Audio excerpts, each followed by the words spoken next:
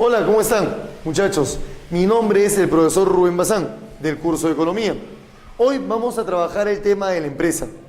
Pero nosotros nos preguntaremos qué es una empresa, cómo se constituye, cómo es que se formaliza, ¿no? ¿Por qué es importante la empresa dentro de lo que es la economía de un país, ¿no? Nos estaremos preguntando todo eso.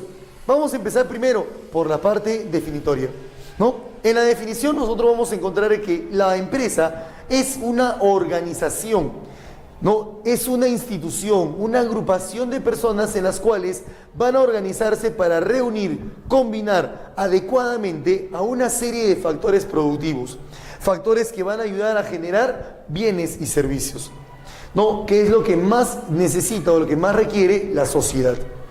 Pero ahora nos explicaremos qué característica adquiere una empresa. La empresa adquiere las siguientes características. Tenemos el fin económico. ¿Cuál es el fin económico de las empresas? Producir bienes y servicios, ¿no? O sea, crear los bienes y servicios para la comunidad. Segunda característica, tiene un fin mercantil. ¿Cuál es el fin mercantil de la empresa? Simplemente dice, ¿no?, que las empresas, una vez elaborados los productos, tienen que trasladarlos a los mercados. ¿Para qué? Para que sean intercambiados. Ahora, ¿cuál es el fin mercantil entonces de la empresa? Producir para vender en los mercados. Tercera característica, tiene un fin lucrativo. Toda empresa, inclusive las privadas, tienen un fin lucrativo. ¿Cuál es el fin lucrativo? Maximizar las ganancias, obtener las ganancias y los beneficios suficientes para poder generar un crecimiento económico. Y la última es, tiene una responsabilidad. La responsabilidad de la empresa para con la sociedad implica una serie de actividades. Punto número 1, elaborar productos que sean de calidad. Punto número 2, generar empleo. Punto número 3, con la naturaleza. La labor que tiene la empresa, sobre todo las mineras, tiene que ser protección a los recursos naturales. Si una empresa no protege los recursos naturales, el Estado prohibirá la constitución de esta empresa. Es importante siempre tener responsabilidad en cualquier tipo de aspecto, ¿no?, que se va a manifestar en la empresa. Ahora, si nos ponemos a pensar, ¿cómo es que se manifiesta todo este tipo de sistema económico? Lo vemos aquí en este dibujito. En este dibujo observamos de que estamos reuniendo una serie de factores productivos clásicos, ¿no?, los factores directos y dinámicos de la producción. Por ejemplo, el trabajo, ¿no? Se reúne factor trabajo, se reúne el factor capital y se reúne el factor naturaleza para poder ser ubicados dentro de la fábrica o dentro de la empresa. ¿Para qué? Para elaborar los bienes y servicios adquiridos. Bienes como, por ejemplo, una camisa, alimentos, etc. Y los servicios, el transporte, el servicio educativo y todo lo demás. Ahora vamos a conocer cómo es que se clasifica una empresa. Como continuamos, en este momento vamos a conocer el tema, lo que es la empresa, la clasificación. En la clasificación nosotros tenemos 3 rubros importantes, 3 caracteres importantes que nos van a hacer conocer a una empresa. Primero, conocer cuál es la propiedad de esta empresa, de qué proviene, no de qué propiedad genera. Segundo, el tamaño de la empresa. Y en tercer lugar, la suscripción de la empresa, ¿no? Aquí vamos a conocer cómo es que se suscribe o cómo es que se inscribe una empresa, ¿no? En primer lugar tenemos a la empresa según su propiedad. Según la propiedad, nosotros conocemos a empresas como la empresa privada, la más conocida, la más abundante, ¿no? ¿Qué es lo que va a determinar una empresa privada? Propiedad independiente. O sea, una empresa es constituida o creada por una persona o un conjunto de personas independientes a la actividad gubernamental. El objetivo, el fin lucrativo. ¿Cuál es el fin lucrativo? Maximizar las ganancias. Ejemplo, la empresa telefónica, Sacoliveros, ¿no? Y una cantidad de empresas que son netamente privadas. Empresa pública. La empresa pública, como ustedes podrán observar, es de propiedad del Estado. O sea, el Estado administra una serie de empresas cumpliendo con un objetivo principal. ¿Cuál es el objetivo principal? No es el lucrativo, más bien es los servicios colectivos. Brindar servicios a la comunidad de manera gratuita, ¿no? Tercero, el ejemplo. ¿Qué ejemplo podemos conocer de empresas públicas?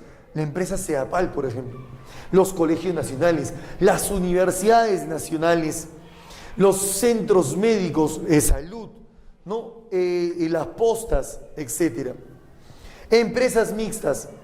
En las empresas mixtas se constituye por una propiedad de la empresa privada y del Estado.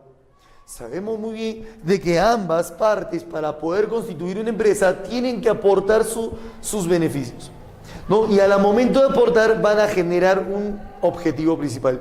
¿Cuál es el objetivo? Dependiendo de la labor de cada una de estas entidades. Pero ¿cómo se constituye una empresa mixta? A través de concesiones, por ejemplo, ¿no? Las concesiones, ¿no?, mineras van a ser constituidas para poder formar una determinada empresa. Por ejemplo, Petroperú. Petroperú ha sido considerada últimamente como una empresa mixta, ya que no solamente es el Estado el dueño de las empresas, sino también ahora generamos aportes, ¿no? Por ejemplo, Interoil, ¿se acuerdan de eso? No, Interoil es una de las empresas que aporta a los beneficios de la Petroperú, ¿ok? En segundo lugar tenemos según el tamaño de las empresas. En el tamaño de las empresas vamos a conocer a una empresa, la microempresa. En la microempresa tenemos diferentes tipos de características. Por ejemplo, el dueño es el que la administra. Va a trabajar en la empresa, va a manejar todo eso y va a tener una cantidad máxima de trabajadores. El número de trabajadores es de 1 a 10 trabajadores. Una microempresa ha sido constituida muchas veces para poder cumplir con una finalidad básica: generar empleo, ¿no? Y es por eso que las microempresas van a ser fácilmente de constituir. Tiene un total de ventas anuales, ingresos al año, generado por 150 unidades impositivas tributarias. ¿Qué es una unidad impositiva tributaria? Es una unidad económica monetaria en la cual el Estado genera para poder regular a las empresas. ¿Cuánto cuesta o cuánto vale una unidad impositiva tributaria? Cada año va a ir evaluando montos diferentes, ¿no? Dentro de los montos más importantes está, por ejemplo, la del año 2014. En el presente año 2014, una UIT cuesta 3.800 unidades, bueno, 3.800 soles, ¿no? Entonces, 150 UITs por 3.800 que cuesta cada una UIT, ¿no? Eso es lo que vamos a establecer como ingresos al año en los 12 meses. La pequeña empresa. La pequeña empresa, dice, el dueño no solamente ya la administra. ¿Por qué no la administra solamente? ¿Por qué? Porque ya empieza a abrir sucursales, ya empieza a expandirse esta empresa, empieza a generar un crecimiento. Ese crecimiento se manifiesta también en el número de trabajadores. Según la nueva ley de MIPES, dice de que el número de trabajadores para una pequeña empresa es de 1 a 100 trabajadores, máximo 100 trabajadores. Y además, en esa presente ley indica de que el total de ventas anuales, o sea, ingresos al año, debe llegar a un máximo de 1.700 unidades impositivas tributarias, ¿no? Ahora, es importante poder destacar también lo siguiente, que entre las micro y las pequeñas empresas, nosotros encontramos una gran cantidad de empresas en el nivel nacional. El 95% de empresas en el Perú son consideradas micro y pequeñas empresas. ¿Cuáles son las características principales de esta? 1, bajo capital. 2, se generan de manera inmediata. 3, genera el mayor cantidad de empleo, ¿no? Y esto es lo que va a generar. Ahora, también requieren de un bajo costo de producción. La mediana empresa. En la mediana empresa, ya como sabemos muy bien que el dueño no solamente la administra, ¿no?, encontramos un número de trabajadores. En el número de trabajadores hay más de 50, pero no más de 100. No más de 100 trabajadores. Las ventas anuales, ahí sí, supera las 1.700 unidades impositivas tributarias. ¿Hay un límite de una mediana empresa? No hay límites monetarios. En la gran empresa, ¿qué encontramos? El número de trabajadores. Claro, pasa las 1.700 UITs y además pasan los 100 trabajadores en ella. No, es importante siempre conocer de que las empresas, las más consideradas son las MIPES, ¿no? Que son las más abundantes. Ahora conoceremos cómo se suscribe una empresa. Ahora nos toca reconocer cómo es que se constituye una empresa. De repente, pues no, por ahí entenderemos o queremos buscar la constitución de una empresa. En la economía, nosotros vamos a conocer según el aspecto jurídico. Pero antes de conocer el aspecto jurídico, identifiquemos dos tipos de personas. Según el tema de sujeto de derecho dado por la educación cívica, decimos que persona natural es aquel ser individualmente reconocido. Pero al momento de aplicar esta actividad económica, tiene que cumplir la mayoría de edad. Pero dentro de la mayoría de edad dice, para poder constituir una empresa como una persona natural, es necesario suscribirse. ¿Dónde nos debemos suscribir? En la SUNAT. No, al sacar nuestro RUC, nosotros podemos generar nuestro propio negocio. Podemos trabajar en una empresa o podemos generar un pequeño negocio. Pero ¿qué tipo de negocio podemos constituir con una persona natural? No, nosotros podemos constituir una empresa unipersonal.